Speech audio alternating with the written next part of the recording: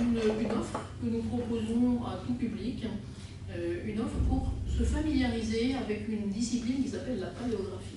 Si vous êtes là, c'est que vous avez une petite idée de ce que c'est, mais aujourd'hui, on ne va pas vraiment faire de paléographie, bien sûr, on va juste cerner un petit peu le sujet et puis exposer ce que nous ferons tout au long de l'année avec ceux qui ont envie de poursuivre avec nous. Alors, la paléographie, pourquoi d'abord est-ce que les archives départementales proposent ce cours? Tout simplement, nous n'avons pas vocation à délivrer bien sûr des diplômes ou à nous inscrire dans un cursus diplômant, mais aux archives départementales, nous avons l'habitude de tâcher de mettre en scène notre public qui vient ici à la recherche d'informations très très variées, sur une période très très variée, très longue, mais qui parfois est rebuté assez rapidement par des difficultés que nous essayons d'aplanir. Donc il y a divers cours méthodologiques que nous proposons, et là, il s'agit de la paléographie, c'est-à-dire, le mot vous parle sans doute, paléographie, des écritures anciennes, donc l'art, la science, la pratique du déchiffrage et de la lecture des écritures anciennes. Donc là, nos lecteurs sont confrontés à cette difficulté dès lors qu'ils vont commencer à lire des originaux qui sont, déjà, nous avons perdu l'habitude souvent du manuscrit, nous avons tellement l'habitude de l'imprimer que nous avons déjà perdu l'habitude du manuscrit, et puis plus on remonte dans le temps, évidemment, et plus l'écriture est différente de celle qu'on connaît. Donc c'est valable pour notre public qui est en salle, c'est valable aussi pour le public à distance, car vous savez peut-être que nous mettons en ligne des millions de documents, des millions de pages à distance, et qui évidemment comportent les mêmes particularités que nos documents originaux, c'est-à-dire que aussi bien les registres paroissiaux que les registres de la chancellerie de Bretagne, par exemple, sont, pour quelqu'un de non initié, vraiment rebutants à lire. Donc qu'est-ce qu'on va faire ensemble? Donc cette lecture se mérite. Elle se mérite parce que, immédiatement, elle introduit une rupture dans nos habitudes. Ne serait-ce que tout simplement d'avoir des mots qui sont bien ordonnés sur une ligne, qui sont bien découpés entre eux. C'est quelque chose qui est arrivé tardivement. Alors, il y a déjà cet aspect physique, la page qui nous est pas familière. Et puis, il y a d'autres caractéristiques qui sont parfois compliquées à appréhender, qui tiennent au contenu aussi, qui supposent qu'on ait un minimum de compréhension du contexte historique, du contexte institutionnel, pour voir à peu près où on met les pieds, pour savoir tout simplement à quel type de document on a affaire. Donc la paléographie qu'on va faire ensemble, ce ne sera pas uniquement du déchiffrage, ce sera du déchiffrage bien sûr, mais c'est beaucoup plus que ça, ce sera l'occasion de plonger dans le corps du matériau historique, de vraiment comprendre l'information qui fait l'histoire. C'est j'ai dit tout à l'heure, une science, un art, une pratique. C'est une pratique qui est modeste, qui n'est pas une science, mais qui fait partie de ce qu'on appelle les sciences auxiliaires de l'histoire. Les sciences auxiliaires de l'histoire, c'est quelque chose qui est assez invisible, mais qui permet à l'historien justement de faire son travail. Alors, il y en a d'autres, que vous connaissez peut-être un petit peu au moins de nom, la sigillographie peut-être, c'est un mot que vous connaissez, que les lecteurs de Tintin connaissent, grâce au sceptre de Decaux. Donc c'est la pratique, la discipline d'étude des sceaux, l'héraldique aussi, là, dans le même registre, des disciplines connexes comme la linguistique, puisque évidemment, plus on remonte dans le temps et plus la langue vous est étrangère, donc la linguistique peut être bien utile. Et puis également une autre science auxiliaire de l'histoire qui s'appelle la diplomatique et pas la diplomatie, qui est l'étude de tous les caractères qui vont nous permettre d'apprécier, de critiquer, mais au sens évalué, d'apprécier un document historique, un document quel qu'il soit. Ces critères sont des caractères externes, j'avance un petit peu quand même, voilà. Des caractères externes, par exemple, tout de suite, si vous voyez un CD-ROM, vous n'avez pas besoin de penser ni de réfléchir, vous savez que c'est un document qui est contemporain. De même, si vous voyez un parchemin, ce n'est pas une preuve que c'est ancien, puisqu'évidemment, on peut écrire ce parchemin aujourd'hui, mais vous avez l'intuition que peut-être on va remonter dans le temps. Donc ça, ce sont des caractères externes. L'écriture en est un aussi, la disposition du document sur la feuille, est-ce qu'il y a des barres, est-ce qu'il n'y en a pas, est-ce que c'est écrit verticalement, vous savez tout de suite, là aussi, vous n'avez pas besoin de réfléchir, quand vous voyez un document vertical, tout de suite ça vous parle, est-ce que c'est écrit verticalement ou horizontalement, est-ce que ça va être écrit plutôt justifié à droite, est-ce que ça va se lire de droite à gauche ou de gauche à droite, une quantité de caractéristiques externes. Et puis, il y a les caractéristiques internes, voilà, qui demandent un peu plus d'apprentissage, qui sont, comme je le disais tout à l'heure, la langue, ou bien le formulaire, ou bien comprendre quelles sont les marques d'authentification, par exemple.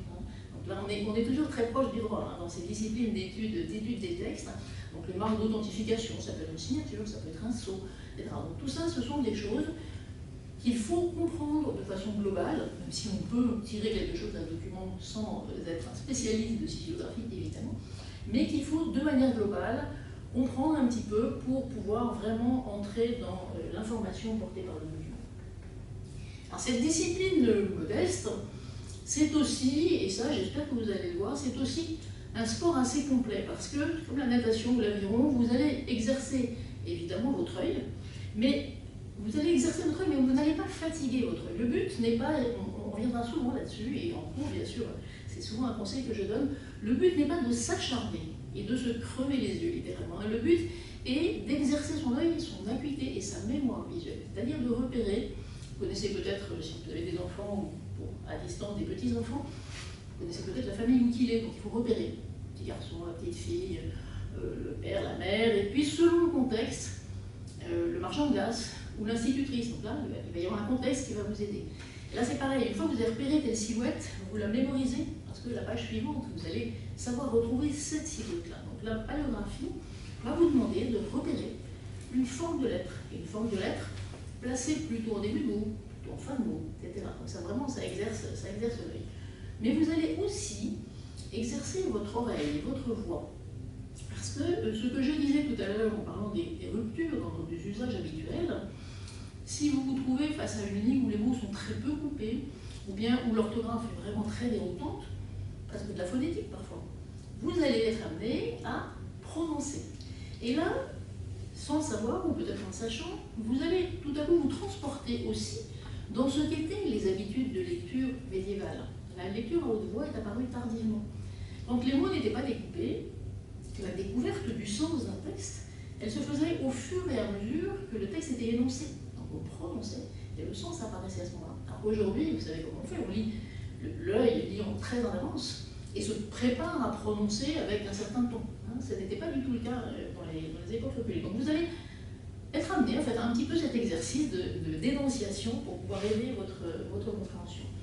Et puis, vous allez aussi même exercer votre main parfois, parce que on va voir ensemble que si on a du mal à lire certaines écritures, c'est parce que c'est mal écrit, c'est parce que la forme du tracé n'est pas celle à laquelle on s'attend, c'est pas celle qu'on a apprise nous à l'école. Le sens même, qui s'appelle le ductus, n'est pas le même. Donc parfois, pour comprendre ce qui est écrit, vous allez être amené à retracer, à redessiner un peu, pour comprendre quelle déformation a pu se jouer. Alors, parce que le but, vous allez enfin exercer évidemment le dernier muscle, le cerveau, et particulièrement votre logique.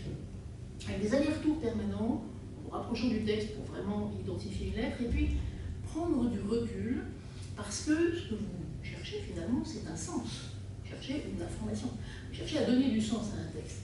Et pour lui donner du sens, eh bien forcément, vous allez vous demander qu'est-ce que j'attends maintenant. Quand vous avez une identification de personne, par exemple, vous avez un nom, pour l'identifier mieux, vous allez vous attendre à ce qu'il y ait d'autres choses, à ce qu'il y ait une fonction, à ce qu'il y ait un lieu de résidence, etc. Vous voyez, donc ça exerce vraiment la logique et ça permet aussi de gagner du temps dans la lecture du texte pour, peu à peu, quand vous aurez un petit peu de pratique, aller le plus rapidement possible à l'information qui est pertinente, qui est signifiante, pour ne pas perdre du temps. On aimait beaucoup, on écrivait beaucoup, et on écrivait beaucoup de formulaires aussi. Donc parfois le formulaire prend une place très considérable dans un texte. À partir du moment où vous aurez un peu cette pratique du texte, vous saurez aller un peu plus directement à l'information qui vous intéresse. Autrement dit, en un mot, c'est une pratique, c'est une discipline qui est à la fois utile si vous voulez progresser dans la connaissance des textes du passé, qui est accessible parce qu'on peut très bien avancer vraiment pas à pas, et ça vous le verrez, j'espère que vous serez convaincus, c'est tout à fait accessible, et puis c'est assez amusant également.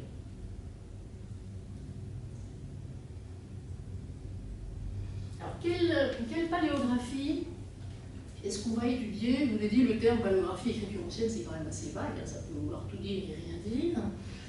Alors, ici, nous sommes aux archives départementales de Loire-Atlantique, Première chose, on va se concentrer sur le flux que nous conservons aux archives départementales de Loire-Atlantique, qui est suffisamment abondant pour s'amuser, vous verrez. Après la période ancienne, nous n'avons pas ici, nous sommes en Bretagne historique, comme vous savez bien sûr, et nous n'avons pas en Bretagne historique une très grande histoire de l'écrit très longue, comme ça peut être le cas par exemple dans les provinces du Sud, qui sont plus proches de l'Empire romain, de ce qu'a laissé l'Empire romain, du droit romain notamment. En Bretagne, l'écrit n'a pas été très important pendant le Haut Moyen-Âge notamment. Et puis après, il est apparu, notre plus ancien texte date environ de 1500, au milieu du XIe siècle, mais il n'y en a pas beaucoup. Il n'y en a pas beaucoup. Donc, la généralisation de l'écrit, et c'est à peu près à ce point-là qu'on va commencer notre étude, c'est vraiment le XIVe, XVe siècle. On va vous faire travailler plutôt sur des textes du XVIe au XVIIIe. Alors le XVIIIe, c'est vraiment plutôt pour les séances de découverte, parce que c'est assez vite, on s'habitue très facilement à l'écriture du XVIIIe, elle n'est pas fondamentalement différente de la nôtre, donc on commence un petit peu par là, mais on va surtout travailler le XVIIe, grosso modo, la fin du XVIe, le XVIIe siècle, tout le long du XVIIe siècle. Parce que cette période-là, elle présente plusieurs caractéristiques. D'abord, un corpus qui est abondant, je vous le disais, l'écrit se généralise, et puis généralement, c'est un corpus qui correspond aussi aux intérêts qui peuvent être les vôtres. C'est-à-dire qu'on n'a plus uniquement, à partir de cette époque-là, on n'a plus uniquement des actes d'autorité. Si vous êtes un spécialiste de l'histoire politique, bien sûr, vous travaillerez sur les mandements royaux, sur les mandements du goût, etc. Mais si ce n'est pas ça qui vous intéresse, si vous avez plus envie de rentrer dans ce qui fait la vie quotidienne de nos ancêtres, alors forcément il faut attendre que l'écrit se généralise, c'est-à-dire à partir donc, à peu près du XVIe siècle. Donc le corpus est abondant, il correspond généralement à ce que recherchent nos lecteurs. Il nous offre une grande variété de documentation, une variété aussi formelle, hein, beaucoup de types de documents, beaucoup de mains différentes. Et puis, deuxième point,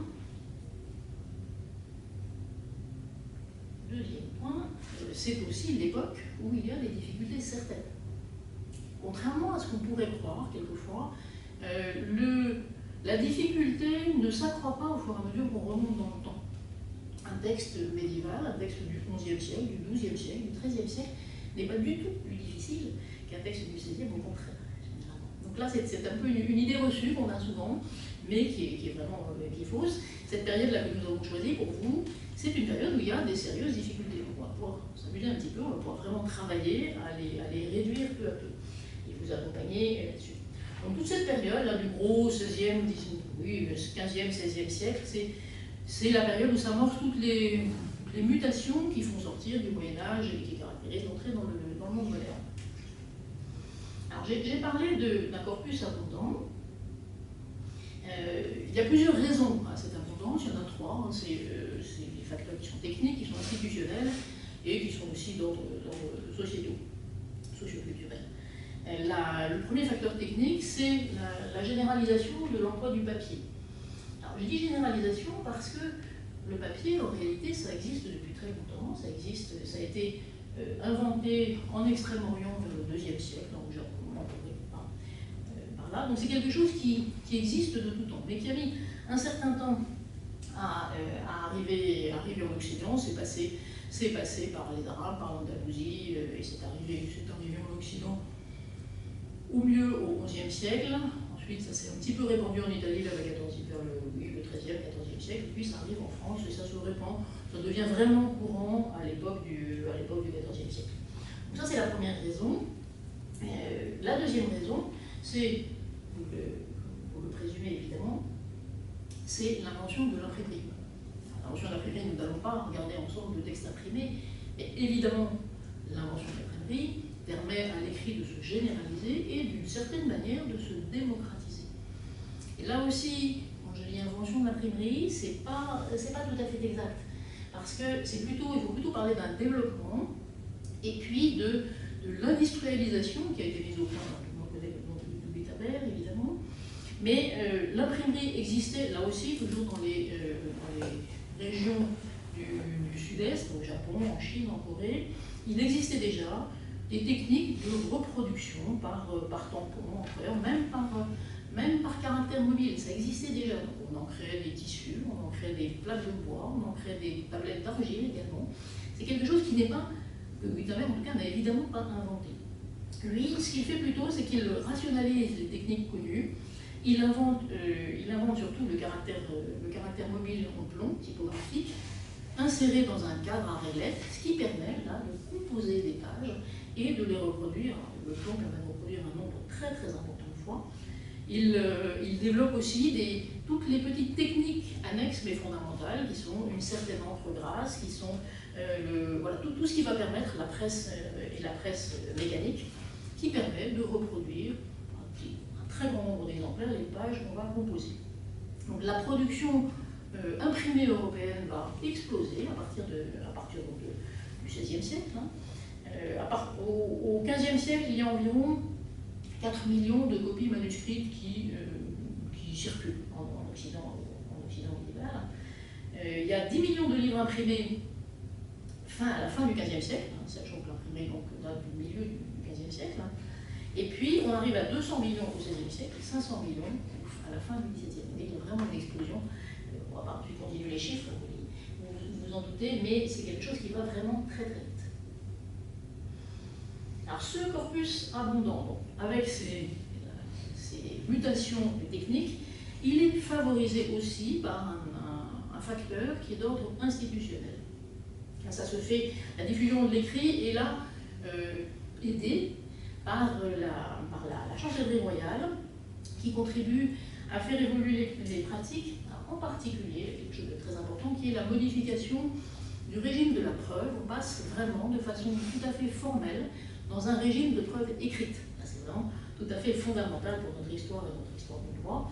Je ne t'ai pas donné 35, voilà, je n'ai pas donné énormément d'exemples, mais l'ordonnance de Villers-Cotterêts, je pense que s'il y a un texte que vous devez retenir, c'est vraiment celui-là, qui est un texte absolument fondamental, un août de 1539, et qui, alors vous le connaissez peut-être par l'instauration de ce qui deviendra plus tard l'état civil, avec l'obligation pour les curés de paroisse à inscrire et à signer les baptêmes dans les registres. C'est vraiment l'origine de ce qui aujourd'hui notre état civil, sachant que ce n'est pas non plus une invention, parce que là ça date de 1539, et il y a des registres de baptême qui sont antérieurs à 1539. Entre les services d'archives départementales, c'est un sport d'essayer de se comparer. Moi j'ai un registre qui date de 1492, moi j'ai un registre de 1521, etc. Donc même ici, même en Bretagne, on a trouvé quelques registres qui sont légèrement antérieurs à l'ordonnance de Villers-Cotterêts. Encore une fois, ce n'est pas une invention, c'est comme l'imprimerie, c'est quelque chose qu'on va normaliser, qu'on va généraliser, mais qui pouvait exister aussi. Donc à côté de ces registres de catholicité, les registres de baptême, l'ordonnance de Villers-Cotterêts va aussi rappeler la forme écrite que doivent revêtir les actes judiciaires. Donc là maintenant, tout ce qui est judiciaire, on ne peut plus se contenter, je ne dis pas de façon dépréciative, parce que c'était engageant. Un top là, se taper dans la main, se transmettre un objet, un bâton, un anneau ou quoi que ce soit, c'était engageant. Donc il ne faut pas considérer que c'est des temps barbares, qu'il n'y avait pas d'obligation, pas de contrat. Il y en avait, mais il n'avait pas cette forme écrite qui, dorénavant, devient obligatoire pour les actes judiciaires. Alors, les actes judiciaires, parce que les actes des notaires en font partie. Donc c'est là, et c'est vraiment le secret de l'explosion du fond du corpus d'actes notariés. Et puis ensuite, toutes les mesures qui vont suivre vont aller dans le même sens. Les curés qui avaient l'obligation uniquement d'enregistrer les baptêmes, peu à peu vont enregistrer aussi les mariages et les sépultures. Un petit peu plus tard, en 1561, l'ordonnance d'Orléans oblige à faire signer non seulement le notaire, mais les parties et les témoins. Et ça commence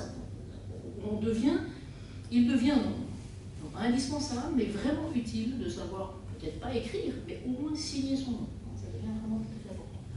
En 1564, donc on est 25 ans après l'ordonnance de Villers-Cotterêts, il s'agit maintenant, c'est l'ordonnance de Moulins, il s'agit de passer par écrit tout acte qui implique une transaction qui excède un certain seuil.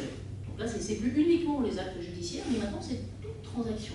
Donc ça veut dire qu'il faut que toutes les parties sachent écrire. Alors on n'est pas obligé de passer devant notaire.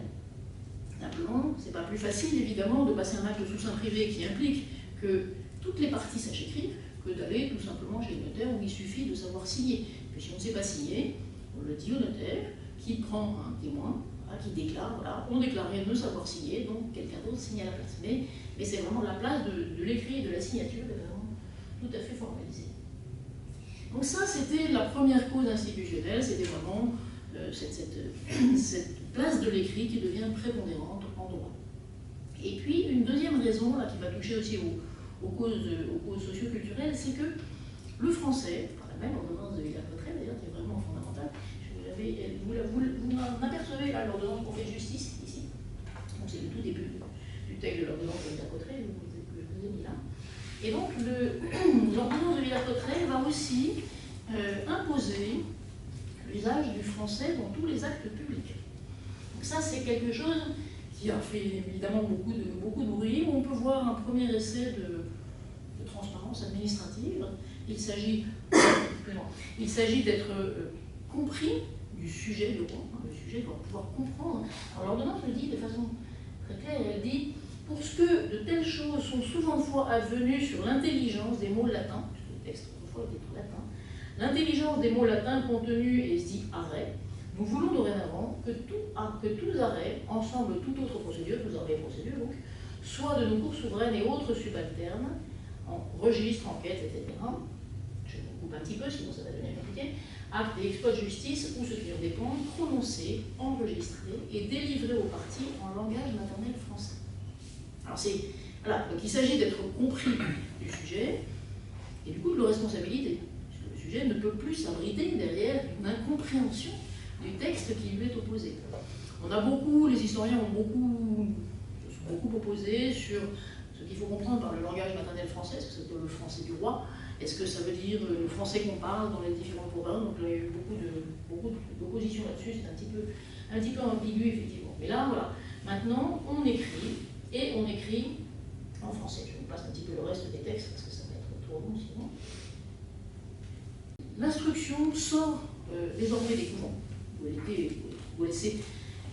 n'était pas confinée, elle était confinée, mais elle s'est perpétuée aussi. Donc les couvents ont joué ce rôle de conservatoire de l'écrit, et puis à partir du XIIIe siècle, l'instruction sort des couvents, avec l'apparition des écoles cathédrales, avec le développement de l'université. Alors les premières, c'est Oxford et Bologne, qui sont à la toute fin du XIe siècle, donc vraiment très tôt. Et puis 100 ans plus tard, en 1200, apparaît l'université de Paris, puis Toulouse, Montpellier, voilà, qui sont les plus anciennes universités françaises. À côté de l'université, on a aussi, tout au long de ces siècles, 13e, 14e surtout, et puis jusqu'au XVIIe siècle, le développement des écoles paroissiales, que les communautés paroissiales doivent tenir à partir du C'est fortement accéléré aussi par la contre-réforme, ce phénomène, parce qu'il s'agit d'instruire les enfants pour pouvoir les instruire dans la foi catholique, évidemment, pour leur éviter de tomber dans l'hérésie. Voilà, donc on a maintenant, de plus en plus souvent, les enfants peuvent apprendre à écrire, et on a des premiers ouvrages théoriques d'art scribendi, l'art d'écrire, qui vont se répandre comme ça via les écoles. Donc à partir du XVIe siècle, le français se développe vraiment dans toutes les couches de textes possibles, que ce soit des textes juridiques, des textes institutionnels, des textes littéraires, les textes bibliques évidemment. La Bible est traduite en français à partir du texte d'origine au début du XVIe siècle. Voilà. Et puis on avait aussi l'apparition de la littérature en français. Ça aussi, ça remonte tout doucement au XIIe, XIIIe siècle, avec les romans chrétiens de Troyes, et puis ça explose avec la Pléiade, avec le XVIe siècle, etc. Voilà, donc on a maintenant de multiples occasions d'écrire, et les particuliers se mettent à écrire pour eux-mêmes. Donc ils vont devant notaire, bien sûr, mais ils vont aussi tenir leur compte avec ce qu'on appelle des livres de raison, par exemple, où ils tiennent leur compte, et puis pendant qu'ils y sont, ils tiennent leur compte, ils vont raconter aussi ce qu'ils ont fait dans leur journée. Donc on a des témoignages très intéressants de la vie. C'est à partir du XVIe siècle, comme ça, dans les livres de raison. Voilà, nous avons donc une grande quantité de documents à étudier. Ces documents présentent certaines difficultés, parce que plus il y a de personnes qui savent écrire, plus il y a de mains, évidemment, moins il y a de standardisation. Comme on écrit plus souvent, on va écrire plus vite, donc on va écrire cursif, et on va avoir des ligatures entre les lettres. Et puis, plus on écrit cursif, et plus évidemment on va relâcher la forme et avoir chacun une forme différente d'écriture, plus ou moins belle, plus ou moins lisible, selon les personnes. Donc la deuxième difficulté importante, c'est ce fameux ductus dont je vous parlais tout à l'heure. Et ça, c'est vraiment la première difficulté, parce que si vous voyez un E mal tracé aujourd'hui, vous reconnaissez quand même la boucle. Donc vous savez que c'est un E, vous allez le reconstituer. Si le E, en revanche, je ne peux pas dessiner malheureusement, mais si le E est construit en deux morceaux, avec un pied, et puis une crosse qui va venir toujours de haut en bas, alors forcément, vous avez un objet là, qui peut parfois avoir un peu l'allure d'un E si la crosse est proche du pied. Il manque juste un peu la boucle, mais ça rebique un peu, donc ça peut ressembler à un E. Mais il suffit que les deux parties soient détachées, ça ne ressemble plus du tout à notre E. Donc si vous ne savez pas comment c'est tracé, alors vous ne pouvez pas repérer la lettre. Là, je prends le E parce que à la fois c'est l'exemple le plus évident, et parce que c'est justement la lettre qui pour nous est la plus fréquente. Donc s'il y a une chose à repérer dans un texte, c'est évidemment la façon dont ce E se fait. Donc ce ductus, il faut apprendre à le comprendre. Et pour ça, je vous disais tout à l'heure qu'il faut un petit peu tracer. Voilà. Nous pouvons maintenant avoir d'autres difficultés à résoudre. À côté de ce que je viens de dire, le relâchement et le ductus qui est différent. Alors différent aussi pourquoi? Parce que, pour des raisons techniques aussi, c'est-à-dire que si vous essayez d'écrire sur parchemin avec une plume mal taillée, vous allez avoir du mal à tracer une boucle. Donc naturellement, vous allez plutôt tracer de haut en bas. D'où cette écriture hachée, gothique, qu'on reconnaît. Donc la deuxième difficulté, c'est un système qui est abréviatif, qui est très ancien et qui subsiste très longtemps, qui évolue dans le temps bien sûr, mais qui est vraiment omniprésent. Pourquoi ces abréviations? Eh bien parce que, on l'a dit tout à l'heure, d'abord le support est cher. Une peau de mouton pour un livre, pour un codex,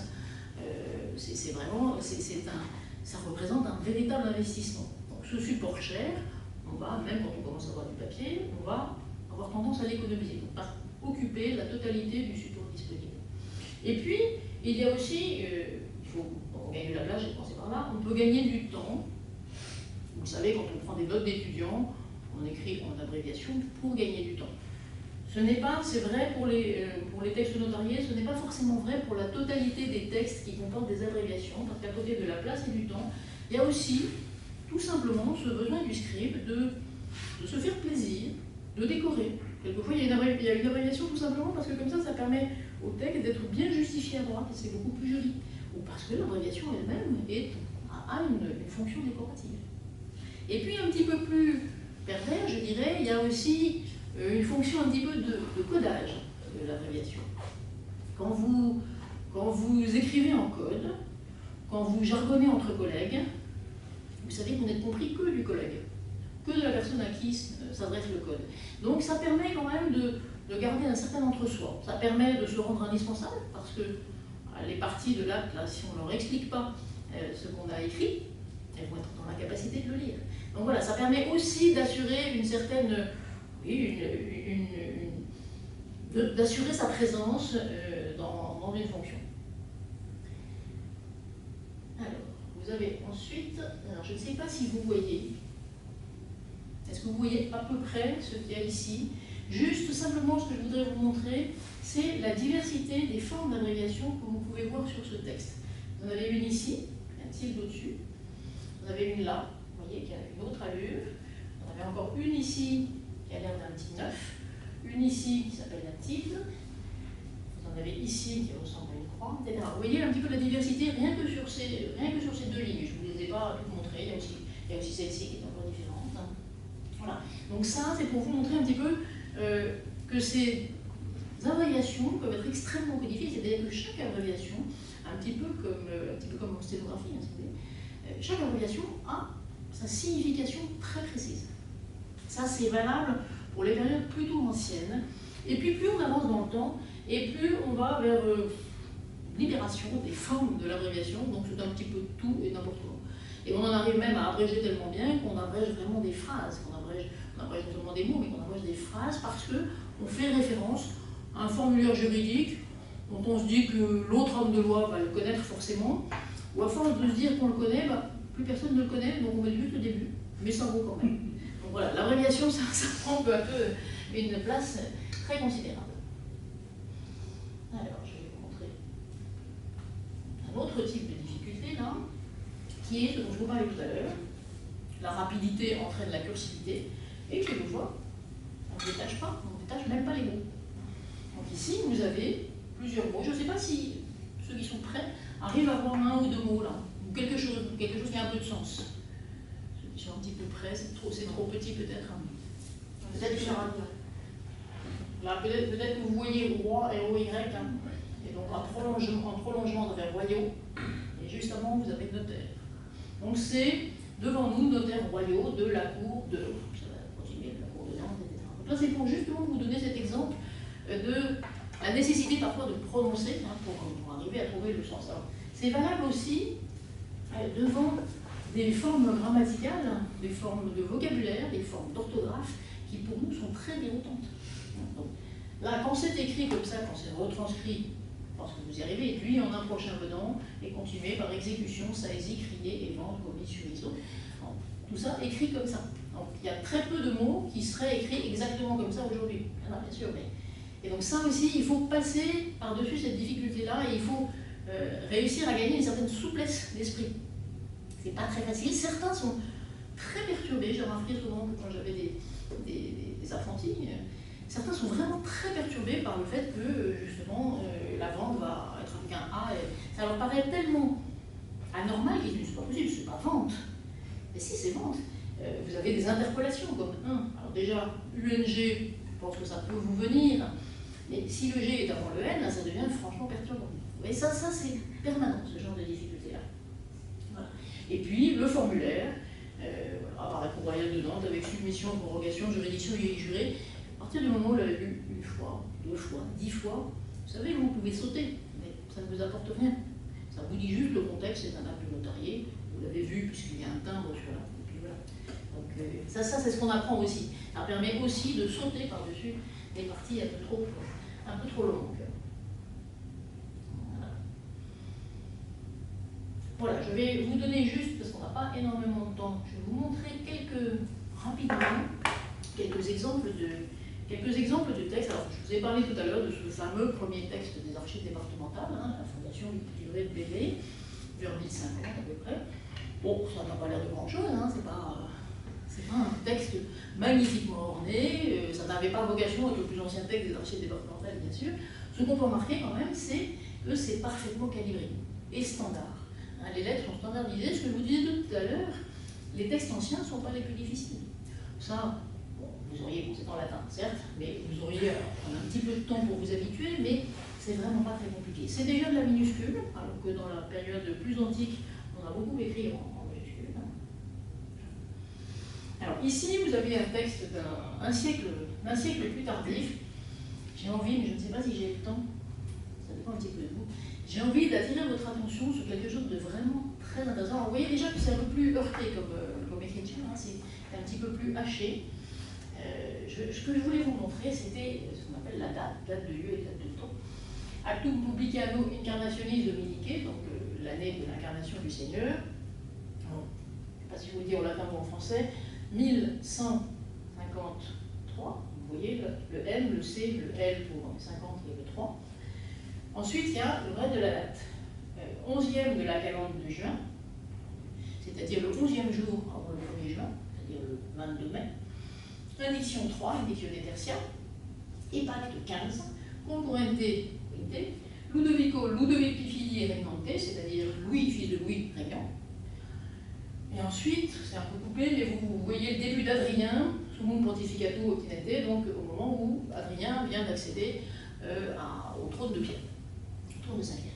Et alors, ce qui est très amusant, c'est que vous combinez là tout un système de datation qui remonte à très loin, qui est un système qui s'appelle l'addiction, qui s'appelle le compute ecclésiastique, qui est fondé à la fois sur des termes romains, donc parce que c'est l'addiction 3, sous l'Empire romain, on avait pris l'habitude de compter, on ne comptait plus à Bourbet Condicta, à partir de la fondation de Rome, mais on comptait surtout sur des périodes de 15 ans, qui correspondait à la définition de l'assiette de la levée de l'impôt.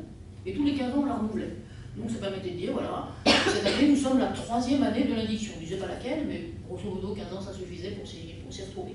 Donc là, on utilise encore ce système-là. Et puis après, les pactes, le concurrent, ce sont des outils de calcul, ce qu'on appelle le compute ecclésiastique, qui étaient utilisés pour déterminer avec certitude la date de Pâques. C'est très important, c'est tout ce qui structurait la société, c'est cette date de Pâques qu'il fallait faire tomber le premier dimanche qui suivait le solstice de printemps, l'équinoxe de printemps. Donc pour ça, il fallait savoir quand tombaient les dimanches. Et il fallait avoir quelques données astronomiques.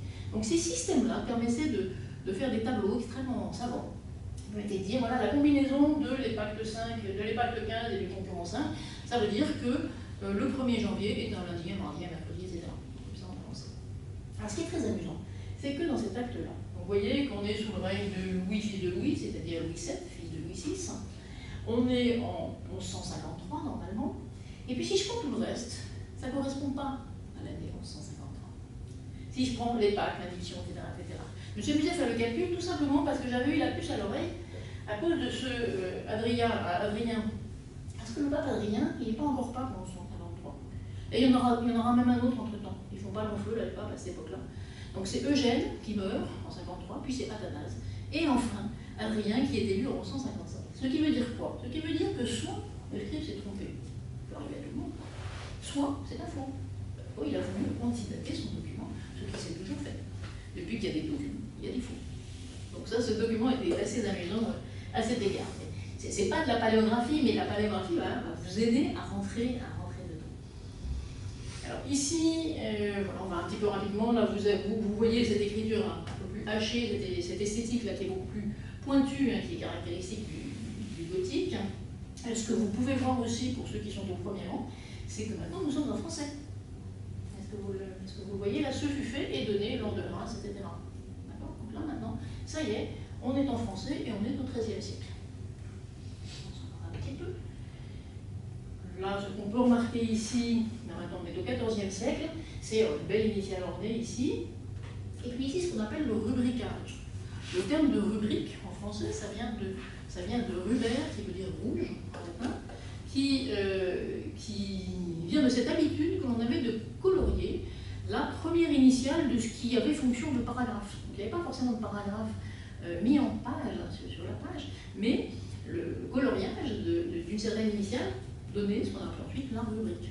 Voilà, donc ici, vous avez une rubrique, et puis cette écriture là aussi assez tout à fait gothique. J'avance. Là, on est au XVe siècle encore, et vous voyez que l'écriture est devenue pas mal cursive. Là. Elle est lisible, elle est organisée sur la page. Maintenant, on prend l'habitude quand même d'organiser beaucoup plus volontiers. Ici, un cahier de doléances. On connaît ceux de 1789, mais ce ne sont pas les premiers, bien sûr. Donc celui-ci date de 1574, et il a été acquis ici aux archives départementales. Il a été acquis en vente. C'était pas quelque chose que nous avions dans nos fonds. Donc là, si vous comparez avec ce qu'on venait de voir avant, vous voyez que c'est beaucoup plus calligraphié. Parce que les cahiers de doléances, on avait quand même intérêt à ce qu'ils soient lus. Donc là, on a pris soin. Là, il n'y a pas de cursivité, les lettres sont bien détachées, les mots sont bien détachés. Et on souhaite être lu. Il n'y a pas de ligature entre les deux. Alors que dans cette main-ci, qui n'est pas beaucoup plus tard, qui est quelques décennies plus tard, là, il y a vraiment une main caractéristique. Vous voyez, ces ligatures qui sont très enveloppantes. Là, les hampes, c'est la structure verticale du mot qui descend vers le bas. La haste, c'est vers le haut. Donc les hampes comme ça, qui sont très, très courbes et concaves à la fois, ça c'est une caractéristique de la main de ce scribe-là. Au XVIIe siècle, là, on a aussi des éléments de mise en page qui commencent à être très proches de ce qu'on connaît. Et puis, on a tendance à dire qu'il y a des majuscules, mais les majuscules, il faut pas s'y fier. Ce ne sont pas l'usage des majuscules qu'on a aujourd'hui, ça n'est pas du tout normé. Ainsi, vous voyez qu'on peut dire quand même les majuscules portent sur les mots importants, minus, dénombrement. Mais adveu pourrait être aussi un A majuscule, or le A initial, il est comme ça. Donc ça n'a rien de systématique. Je peux poser une question. Concernant la ponctuation, il n'y a pas de point, La ponctuation, je ne dirais pas qu'elle n'existe pas, parce que quelquefois il y en a, mais ne vous y fiez pas. Voilà, donc ce qu'on fait quand quand on transcrit un texte, c'est qu'on a l'habitude de restituer une ponctuation. C'est pas celle qui est là qu'on va inscrire. On en restitue une parce que pour notre compréhension à nous, c'est vraiment indispensable. Voilà. Là, cette page-là est intéressante parce que vous avez deux textes notariés, vous voyez, vous avez le teint, voilà, qui sont tout à fait contemporains, 1680 et 1681. Celle-ci, celui-ci parfaitement lisible, et celui-là, vous avez vraiment un texte très cursif. Donc ça veut dire qu'il n'y a plus, à cette époque-là, une époque qui correspond à telle écriture, comme ça pouvait être le cas, bien sûr, pour les époques antérieures. Voilà, alors on est de nouveau au XVIIIe, donc cette écriture qui ne pose aucune difficulté de tracé pour nous, parce que c'est celle qu'on commence à apprendre. Là, la très belle ronde de la Révolution, qui a été celle de nos apprentissages ensuite. Vraiment, on a exactement les mêmes majuscules, celles qu'on a apprises à faire à l'école, ce sont celles-là. Elles sont déjà en place à la fin du XVIIIe siècle. Et puis cette écriture des correspondances de nos grands-parents, elle est un peu assez serrée, mais qui est parfaitement lisible là, au XIXe siècle. Maintenant, on va, quelques minutes qui nous restent, donner quand même quelques conseils pour vous lancer, hein, si vous avez envie soit de nous suivre, soit même, vous, par vos propres moyens, de vous lancer. Donc, je voudrais vous donner quelques principes de travail. Là, ce que je vous disais tout à l'heure, faire des allers-retours avec le texte, c'est-à-dire ne jamais vous acharner. Vous commencez par prendre connaissance d'un texte en diagonale. Alors, vous voyez son allure générale, déjà ça vous parle un petit peu, est-ce qu'il y a un timbre notarié, est-ce qu'il y a des signatures, etc. Est-ce qu'il y a des très grandes marges, pas. Et puis cette lecture diagonale, elle va vous permettre, la majorité des cas, même un texte difficile, il y a certains mots qui vont sortir quand même. Et ces mots-là, l'erreur des débutants, c'est on lit un mot, puis vite, on court au suivant. Et c'est surtout ce qu'il ne faut pas faire. Quand vous donnez un mot, vous ne le lâchez plus, et vous lui faites dégorger tout ce qu'il peut. C'est-à-dire que ce mot-là, vous allez étudier comment, dans ce mot que vous avez lu, par exemple le roi, par exemple, hein, vous allez étudier à quoi ressemble. Alors, le R, oui, et à quoi ressemble le R initial. Parce que le R initial ne va pas être le même que le R en corps de mots, ou encore moins que le R final. Donc c'est ce jeu-là que vous allez faire un reconnaître. Et puis peu à peu, votre œil va s'habituer. Et quand vous allez retomber sur cette lettre-là que vous n'auriez peut-être pas lu si le mot ne vous était pas apparu. Quand un mot apparaît simple, alors forcément, vous détaillez les lettres et elles peuvent vous servir ensuite. Donc ça, c'est vraiment la méthode de base. Donc vous attendez sur les caractéristiques, et puis après, ça vous sert de repère. Première chose à faire, évidemment, c'est de voir comment on fait les E. Et le E en ligature avec ceci ou avec cela. Par exemple, là, le EN, le N final, est toujours plongeant. Ça, c'est une règle qu'on vous dit. Alors, la première fois, on n'y pense pas. Et puis après, c'est très utile de savoir, parce que si vous avez un N qui plonge, alors même que le mot n'est pas détaché du suivant, ça vous aide à le détacher, justement. Vous savez que là, c'est ce qui vous permet de dire, ça y est, le mot est fini. Ou si ça ne plonge pas, ça veut dire soit que c'est un N, donc il faut donner une autre hypothèse, soit qu'il y a quelque chose après, soit que le mot n'est pas fini. Ça peut être deux N, ça peut être tout ce que vous voyez. Donc c'est ce genre de point de repère qu'il faut prendre en démarrage. Donc là, le ductus dont je vous parlais tout à l'heure, à connaître, parce que quand la lettre est déformée, vous avez besoin de savoir pour reconstituer. Donc voilà un S en crosse, et puis son frère jumeau qui est le F en crosse, mais qui est barré, donc un petit peu comme le nôtre d'ailleurs. Je vous parlais tout à l'heure de ce N final avec sa chute qui, la plupart du temps, on revient en arrière comme ça, même si ce n'est pas une règle absolue, vous allez apprendre à reconnaître. Et puis des choses qui peuvent être déroutantes aussi, avec voilà, ce P qui peut être formé ici, vous avez vu, il est formé en traits bien distincts. Alors là, ça se lit bien, c'est un P. Mais imaginez que le ventre du P, là, soit étiré par le mouvement vers la droite, soit ici, au lieu d'être là. Alors là, ça fait quelque chose qu'on ne reconnaît plus à l'œil, mais si vous savez comment c'est tracé, vous le restituez. Alors que là, le P est fait d'un seul mouvement, d'une seule phrase. Ça, c'est à analyser peu à peu. Alors, l'exemple de ce que je vous disais tout à l'heure, qu'une même lettre peut avoir des formes différentes. Aujourd'hui, c'est la même chose. D'ailleurs, je suis sûr que dans votre propre écriture, vous n'écrivez pas un E de la même manière, en fin de mot, ou en début de mot, ou en milieu de mot. Voilà, c'est quelque chose que nous pratiquons tous sans même y penser. Ce qui est intéressant dans cet exemple-là, c'est que vous avez la coexistence de ce fameux E dont je vous parlais, archaïque, hein, tracé en 2 traits de plume distincts, et puis du E bouclé, là on est à la fin du XVIIe siècle, le E bouclé, on a du papier de bonne qualité, des plumes de bonne qualité, etc. Donc on peut le boucler, on n'a pas encore pris l'habitude, c'est tout, mais on peut le faire.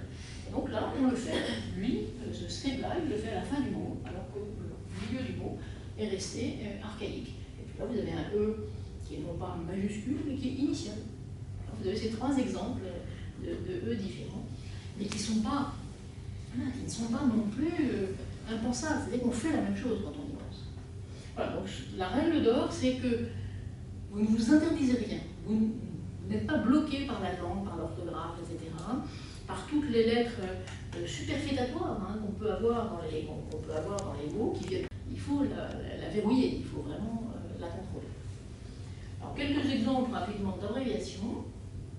Je vous en parlais tout à l'heure, des abréviations par contraction, c'est-à-dire qu'on a le début, la fin du mot, et puis le reste, vous se débrouillez pour trouver ce qu'il y a au milieu. Mais vous avez des indices, c'est-à-dire que vous savez au moins, d'une manière ou d'une autre, il y a plein de signes différents hein, pour le montrer, mais vous savez qu'il y a une abréviation. Voilà, une forme de tilde, voilà, une autre forme de tilde, là, PNS, c'est pour présent. Là, vous avez le prêtre. Alors, je vous parlais en même temps des lettres superfétatoires, hein, le B, mais le B, vous l'avez encore dans presbytère, par exemple. Donc, souvent, on l'entend, souvent, on le reconnaît.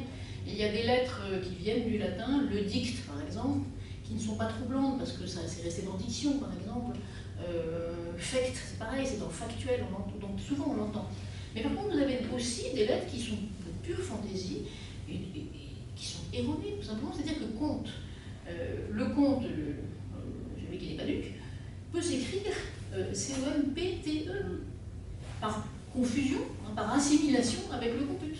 Donc là, voilà. Donc il ne faut pas. Souvent l'étymologie nous guide, mais ce n'est pas une règle absolue. Il y a quand même beaucoup de fantaisie hein, dans tout ça. Donc voilà le prêtre, Chateaubriand, voilà un tilde. Et ici, c'est assez intéressant ici, parce que vous avez AU, l'enroulement là veut dire qu'il y a une abréviation. C'est un tilde qui revient en arrière, mais on n'a pas fini. Donc pour revenir écrire, ça c'est un E, ceci, hein, ce E dont je vous parlais, mais qui l'a tracé encore différemment. C'est un E, donc il est écrit AUE.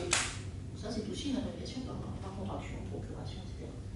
Un autre type d'abréviation, ce sont les lettres suscrites. Donc là, c'est quelque chose qu'on connaît très bien, puisqu'on l'a gardé dans le numéro, par exemple. Donc il y a le numéro, c'est-à-dire un petit O au-dessus, et puis, voilà, là c'était déjà là, le point dessous. Ici, notaire, N-O-R-E-S. Là, ici, directement, T. Donc ça, c'est quelque chose qui ne va pas nous déranger, je pense, en général, quand c'est bien écrit. Et puis, il y a des abréviations plus embêtantes par suspension, parce que là, il faut vraiment se débrouiller. Là, j'ai pris des exemples simples du dit et le dit, juste pour vous montrer que vous avez toujours cet indice, mais l'indice, c'est très libre. Donc là, vous montez vers le haut, là, vous descendez. Donc, là, c'est du dit, et là, c'est le dit. Et puis, en Bretagne, évidemment, on ne peut pas aller loin si on ne sait pas abréger le Caire et lire le Caire. Donc là, vous avez comme ça les noms propres qui vous sont lisibles grâce à cela. Enfin, il y a quelques signes qui sont vraiment des reliquats de la période ancienne, de la période romaine généralement, et qui sont des signes spécialisés, un peu comme je vous disais tout à l'heure de la sténographie. Donc ce signe-là, qui ressemble à un œuf, qui s'appelle le 9 tyronien, parce qu'il paraît que c'est le traité de Cicéron qui avait inventé ce système sténographique, alors qui était très très étendu, il nous en reste presque rien, mais c'était vraiment une sténo. Donc ce 9 tyronien, là veut dire cum en latin, ou c'est ouais en français, pour conseil par exemple. Il y a plein d'autres exemples, je vais vous en montrer un ou deux. Pour le mot et, il y a 1000 signes possibles, enfin 1000 peut-être pas, mais il y en a vraiment beaucoup. Il y a d'autres signes spécialisés, juste pour vous donner l'exemple. Hein. Ce 9-là, mais suscrit, ne veut plus dire cum, mais veut dire us. C'est évidemment plus utilisé en latin qu'en français, même si on l'utilise un petit peu quelquefois dans les textes assez anciens en français, 14e, 15e, pour écrire nous et vous, par exemple. Regardez, mais sinon, ça vient en déshérence assez rapidement. Et puis quelque chose de moins lisible, qui est le signe UR, qui était plus utilisé en latin, parce que ça correspondait à une forme grammaticale, mais qu'on utilise souvent pour jour ici, ou pour là. Donc qui ressemble à plus à rien là. On voit juste quelque chose qui s'envole, mais il y avait une forme très précise pour ce signe spécialisé là. Voilà, enfin quelques abréviations vraiment à connaître. Alors peut-être pas aujourd'hui, mais dès lors qu'on commence, c'est vrai que c'est des abréviations qui sont très utilisées. Une qui veut dire père, part ou port, très utilisée par exemple en paroisse, et une qui veut dire pro. Alors ça peut se ressembler, et là il faut faire attention, parce que vous voyez, vous avez deux P barrés. Là ça va, c'est bien droit, c'est bien propre, on n'écrit pas trop vite.